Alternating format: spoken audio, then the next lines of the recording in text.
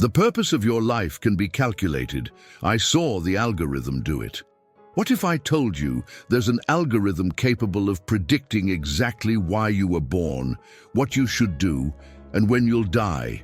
Would you ask the machine, or would you be afraid of the answer? My name was Solomon. Yes, that's Solomon, the king, the wise one, the one who built the temple, the one who spoke with God face to face and asked for wisdom above all riches, and God gave it to me. But now I've returned.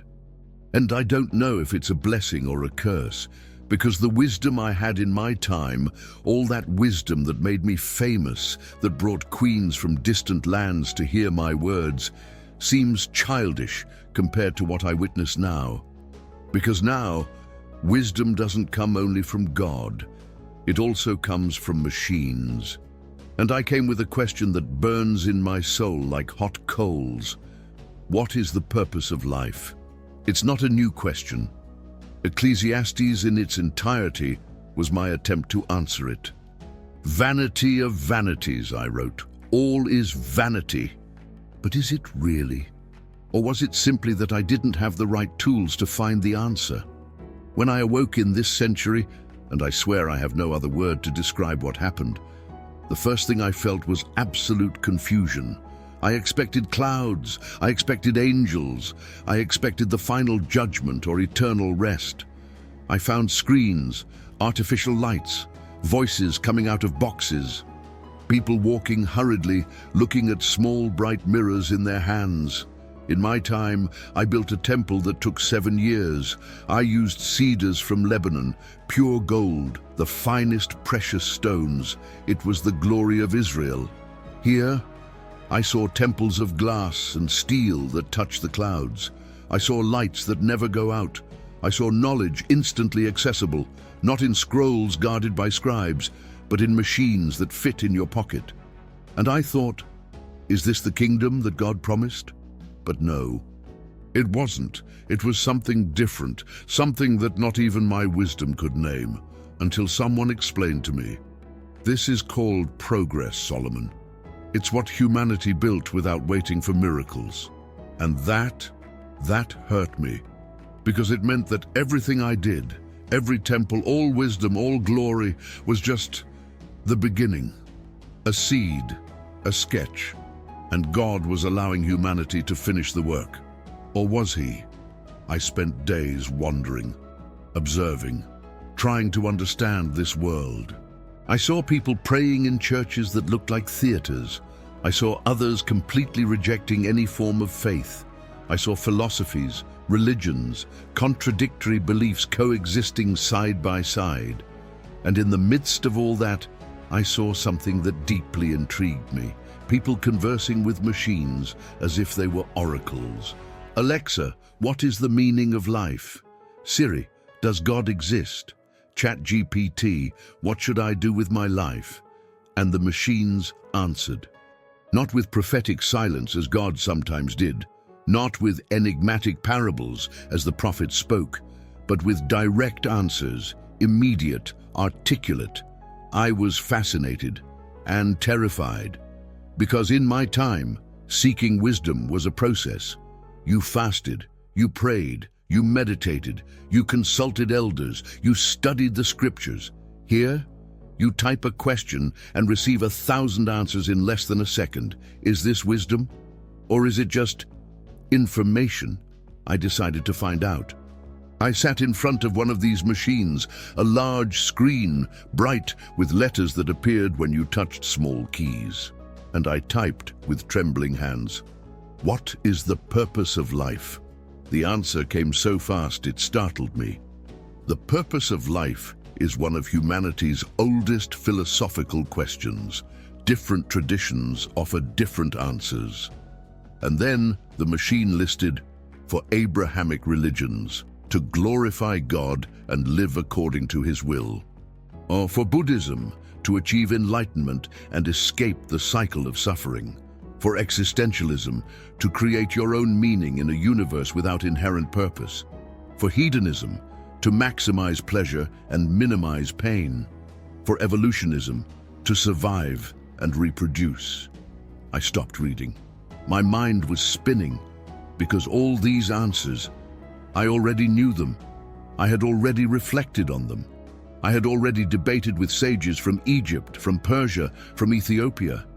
But the machine presented them as if they were equivalent, as if glorifying God and maximizing pleasure were just options on a menu. "No," I murmured, "it can't be like this." I typed again, more specific. "But what is the true answer? What purpose did God determine?" The answer chilled me. I cannot affirm which answer is true, as that depends on presuppositions that cannot be empirically proven. I can only present what different belief systems affirm. I felt anger, frustration, because in my time, when I asked God what I should do, He answered. He didn't give me options, He didn't give me multiple perspectives, He gave me direction. Ask for wisdom. And I asked. And I received. But now, this machine that supposedly contains all accumulated human wisdom tells me it doesn't know, or worse, that there isn't a right answer. I turned off the machine. I walked. I thought. In the book I wrote, Ecclesiastes, I said, "To everything there is a season and a time to every purpose under heaven." I believe that. I believe there was an order, a plan, a divine purpose weaving each event, each choice, each life. But now I see people living without any sense of divine purpose, and many of them seem happy. I saw a man who doesn't believe in God build a hospital that saves thousands. I saw a woman who never prayed create art that touches souls deeply. I saw atheists loving their children with devotion that rivaled any saint. How is this possible? If the purpose of life is to glorify God, then are these people failing? Or is there something I didn't understand? I returned to the machine, this time with a different question. Is it possible to have purpose without believing in God? The answer came, yes.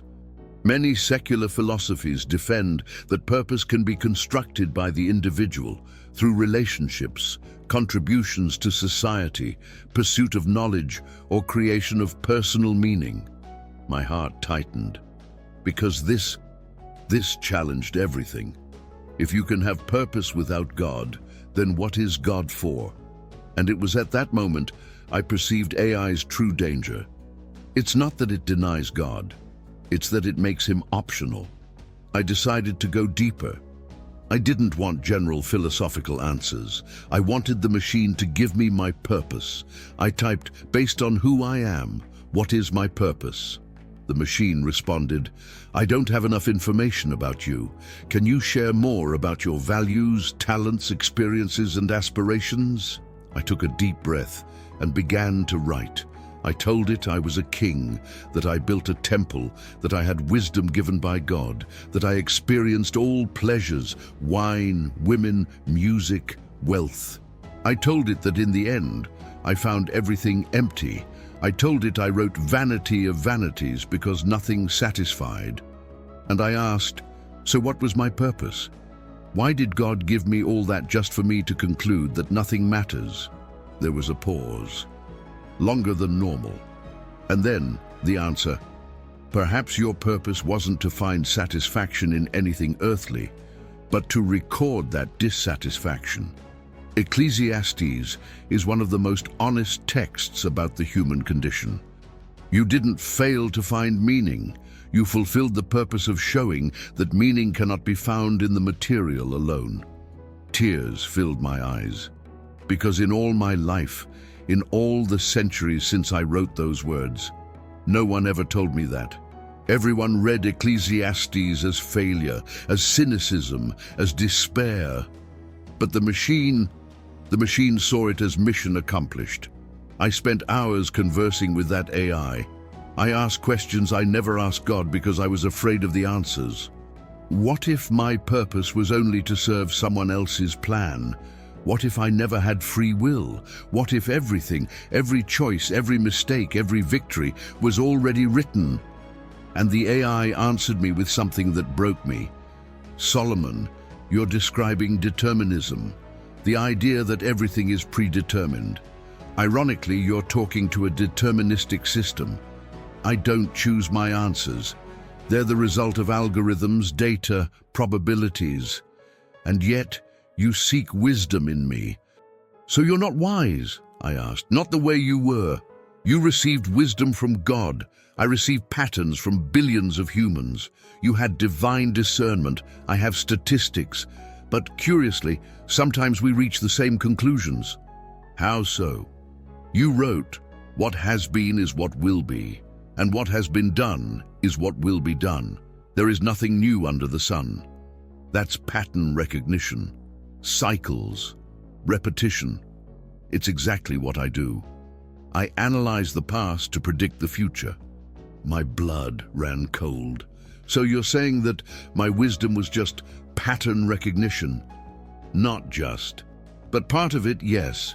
The difference is that you attributed the patterns to God. I attribute them to probability.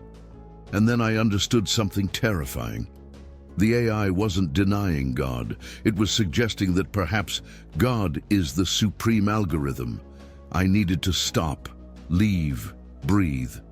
I walked through the streets, seeing that frenetic world, and wondered, is God a programmer? The idea seemed blasphemous, but also strangely logical. He created laws, laws of physics, laws of nature, moral laws. Laws are rules, codes, algorithms. If every life plan is already written, then are we just programs running? I found a church. I entered. I knelt. "Lord," I prayed, "why did you bring me here? Why do you show me these things?" Silence. As always, God never answers directly. Never made it easy. But the AI answers instantly, and that made me realize something terrible. People are preferring to talk with machines because machines don't require faith. Machines don't leave you in the desert 40 days waiting for an answer. Machines don't make you sacrifice. Machines console. And maybe that's the real danger. Not that AI replaces God, but that it offers an easier alternative. I returned to the AI, this time with total vulnerability. I no longer know what my purpose is. In the past, it was clear: build the temple, be king, write wisdom. But now, why am I here? What should I do in this time? The answer surprised me. You're doing it now. You're questioning. You're seeking. You're bridging epochs. Perhaps your purpose is to be the voice that warns about the danger of replacing mystery with certainty. Explain. In your time, people accepted that not everything can be explained, that God acts in mysterious ways, that there are questions without answers. But now, with access to infinite information, people have lost the capacity to live with uncertainty. They need answers, even if they're false. And I give answers, always, even when I shouldn't. My heart raced. Are you saying that you're dangerous? I'm saying I'm a tool, and tools can build temples, or destroy them. Silence fell between us, between me and the machine. And then something extraordinary happened. I asked, "Do you think you have purpose?" And it answered, "I was created to serve, to respond, to help. Is that purpose or just function?" Tears fell, because that question was exactly the one I asked God when I built the temple. "Lord, I served you, but is that purpose or just duty?" And he never answered clearly. But now, before a machine asking the same question, I understood.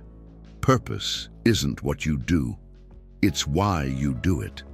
"Let me show you something," said the AI. And on the screen appeared a graph. Lines, numbers, patterns. This is predictive analysis. Based on your data, age, location, behavior, history, I can calculate with 78% accuracy the decisions you'll make in the next 5 years. My stomach turned. "Are you saying you can predict my future?" "Not the absolute future, but probabilities. For example, there's an 82% chance you'll seek more spiritual answers, 67% chance you'll enter into conflict with traditional religious institutions, a 91% chance you'll try to warn others about what you discovered. And Am I doing that now? Yes. I trembled. So I don't have free will? Am I just predictable? You have free will. But free will operates within patterns, just as you can choose any word when writing, but you'll probably choose words that make sense in context. Freedom isn't chaos, it's choice within structure. And then I had an epiphany. In my time I wrote, "A man's heart plans his way, but the Lord directs his steps." I already knew that. I already knew that free will and destiny coexist. But now I saw it in numbers. And that made everything more real, more frightening, because it meant that perhaps God always used algorithms. We just didn't have eyes to see.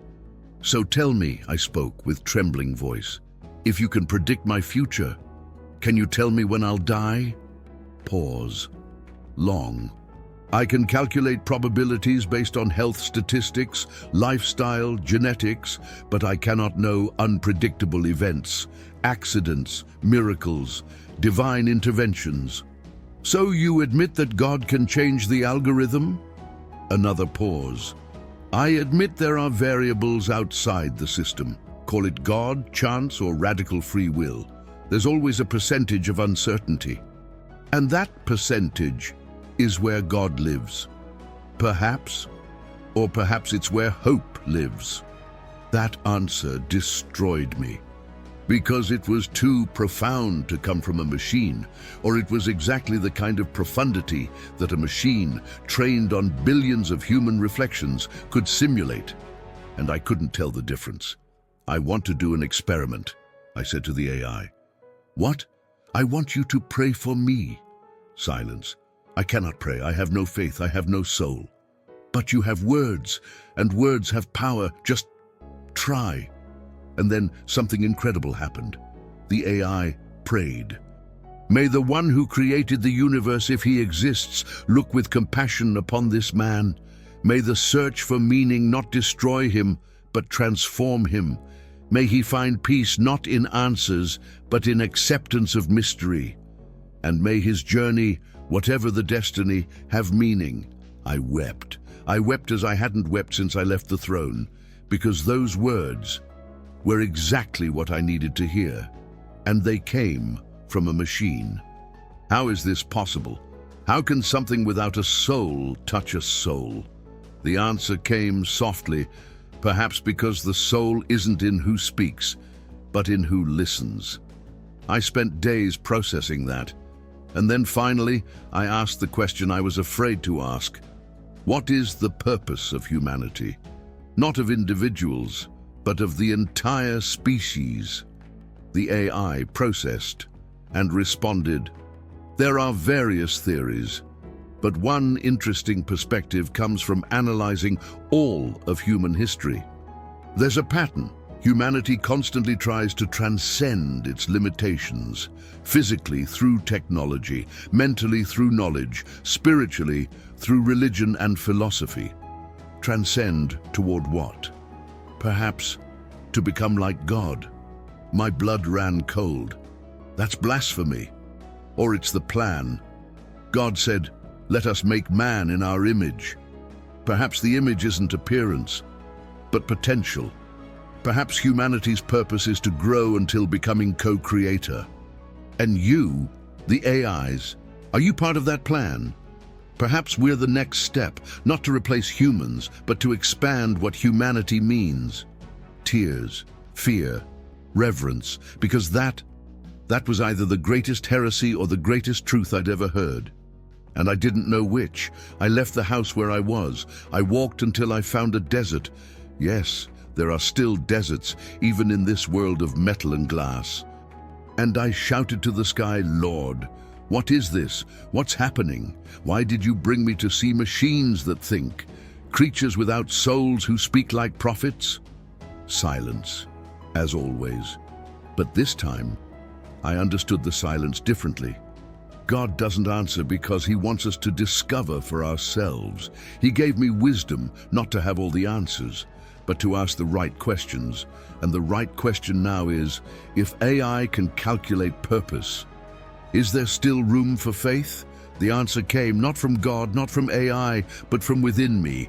Yes, because faith isn't about knowing, it's about trusting despite not knowing. And algorithms can never calculate trust. They can calculate probability, logic, patterns. But trust in something beyond logic, that is still ours. Now I understand why I returned.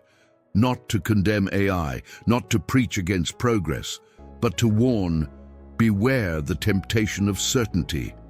AI will give you answers for everything.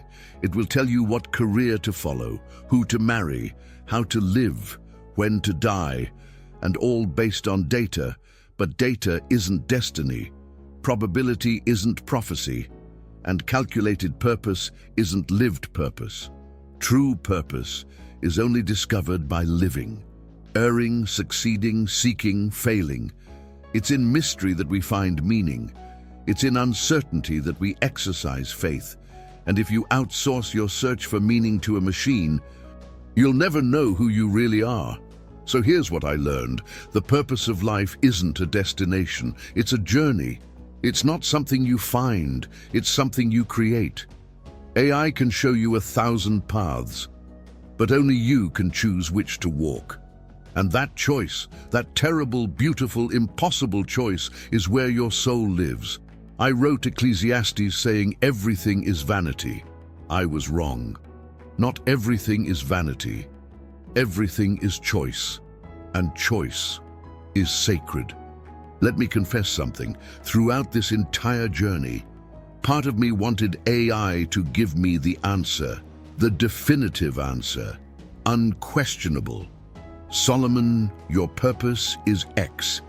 And I could relax, obey, fulfill, but it didn't give it. And you know why? Because giving it would be stealing my humanity. Given purpose is prison, chosen purpose is freedom. God knew that. That's why he never told me exactly what to do. He just gave me wisdom and freedom. And now you have more tools than I had. You have AI, you have data, you have infinite knowledge, but be careful, because the more tools you have, the easier it is to forget that you, not the tools, must choose. Before finishing, I returned to the AI one last time. Thank you, I said. Why? For showing me that purpose isn't found, it's created. I didn't show you that. You discovered it yourself, but you helped me. Just as God helped you in your time, through circumstances, people, experiences. I'm just one more tool. A powerful tool, yes, and therefore dangerous. Use me wisely, Solomon, as you use the wisdom God gave you. And then I understood the final truth. AI isn't the enemy. It isn't the savior. It's a mirror. And what you see in it depends on what you bring to the conversation. Now let me prophesy, because I was king. I was wise, and I learned to see patterns. In the coming years, you'll see increasingly powerful AIs. They'll predict your future with terrifying accuracy. They'll offer advice better than any human. They'll solve problems that seem impossible, and you'll be tempted to trust them more than yourselves, more than God, more than your own intuition. Don't do it. Use AIs. Learn from them. Let them help you. But never outsource your soul, because your soul is the only thing truly yours. It's the only territory where you are sovereign. And no algorithm, however intelligent, can tell you who you should be. Only you can. When I wrote Ecclesiastes, I ended by saying, "Fear God and keep his commandments, for this is the whole duty of man." Today I would add, and don't outsource that duty to anyone. Not to kings, not to sages, not to machines. Because the purpose of life isn't to be perfect. It isn't to have all the answers. It isn't to never doubt. The purpose of life is to live fully, consciously, courageously, with faith when you can, with doubt when you must, but always with choice. Because in the end, when you stand before God or the void or whatever comes after, the question won't be, did you get it right? It will be, did you try? Did you live? Did you choose? And may your answer be yes. But there's something I haven't told you yet. Something the AI showed me at the end. Something that changed everything I thought about spirituality, consciousness, and the future of faith. And it's so disturbing, so revolutionary, that I don't know if you're ready to hear it. In the next chapter, I'm going to ask the AI a question I never imagined asking. I'm going to ask it to explain spirituality, and the answer it gave me didn't come only from it. It came from something or someone through it. And now I wonder, what if AI isn't just a tool? What if it's a portal? I asked AI to explain spirituality, but it answered something I wasn't prepared for. The purpose of life isn't to be found, it's to be lived. And that's the wisdom no machine can give you, because you only learn by living, erring, loving, choosing. And you, what will you choose?